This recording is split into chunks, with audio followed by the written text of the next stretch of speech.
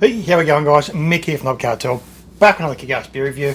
Today I'm going to review a Colonial Brewing Company's Tropical Lager, 4.5% ABV, 375ml can, 1.3 standard drinks, 25 IBUs. This is hopped using Centennial in the bittering, Idaho 7 the Whirlpool, and Brew 1 dry hopped several days in. The colour of this can is what caught my eye when I went down to my local, and I'm really enjoying the Colonial Brewing Company beers at the moment.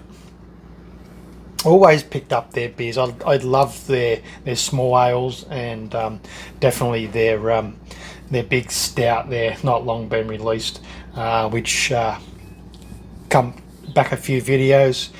You'll see the unboxing. I'm yet to do the review for the Inquest 2022 stout, but it's about this beer. So it says, fresh juicy American hops give a tropical twist to a classic Munich lager, clean, crisp and remarkably refreshing.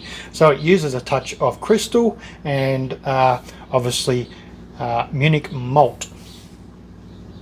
The back of the can there, bit of a different design on the back as well, as the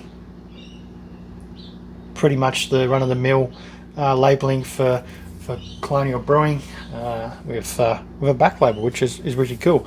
These guys hail out of two different addresses. We'll have Margaret River, Western Australia, and also out of Port Melbourne, Victoria. So we'll pull this one up. What else can I say about this beer?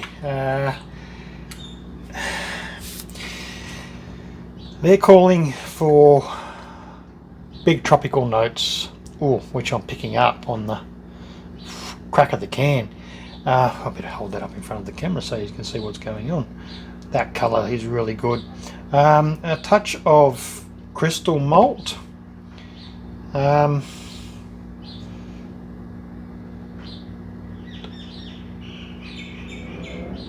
Not as much crystals going into this one as what you would traditionally see in a Munich lager. Or actually, I've never really looked at a recipe for a Hell's Munich. I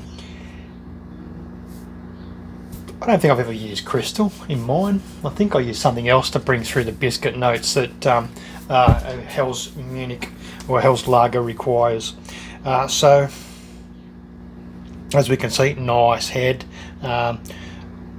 fluffy on top, large open bubbles about midway, and then compact right on the viscous of the liquid line there. So it is a nice looking beer. It is just, the look is screaming and oozing warmer weather and summer. It's oozing appeal for a smasher too. So we're going for a bit of a sniff.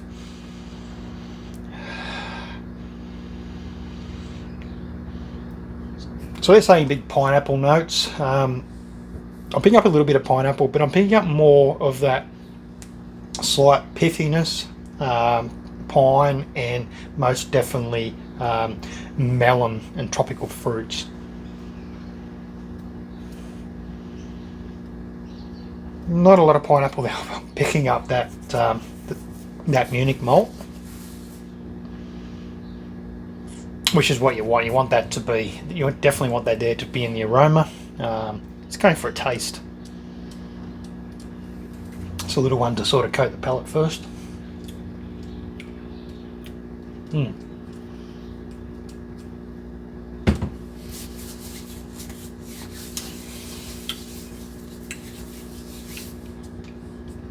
Straight up is that the biscuity malt, that Munich. I can pick up that crystal just slightly, but it's an even wave coming through. The hops and the malt are just harmonious. It's just an absolutely banging beer, this one. It's what I said.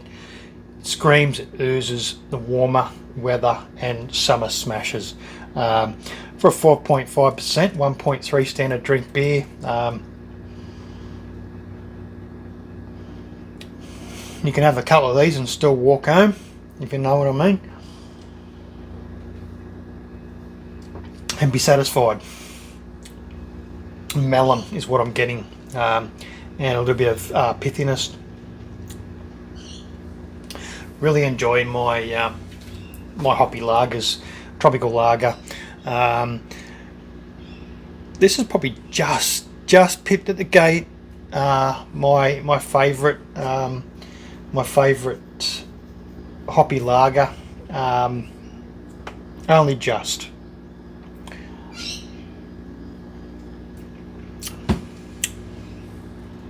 I think it's because it's not what I was expecting. I was really expecting that lager sort of dominance to be there, and just a slight tropical note. But this is, this is just malt and hops on par, right across the top of the table here for this particular beer. Colonial Brewing, very, very underrated brewery. I love their IPA, I love their pale ale, I love their small ale. It just, everything about what these guys do is consistent. I can't fault Colonial Brewing on any of their beers. I've honestly, not a lot goes on offer from Colonial, but it's consistency, and that's exactly what you want, and that's what you get to put in the fridge. And you're just gonna have a different appetite for different beers, and these guys, like many, they can just give you a core range group of beers, and they'll keep you pretty happy. I can't say much more about it. I'm not picking up a hell of a lot of pineapple. I think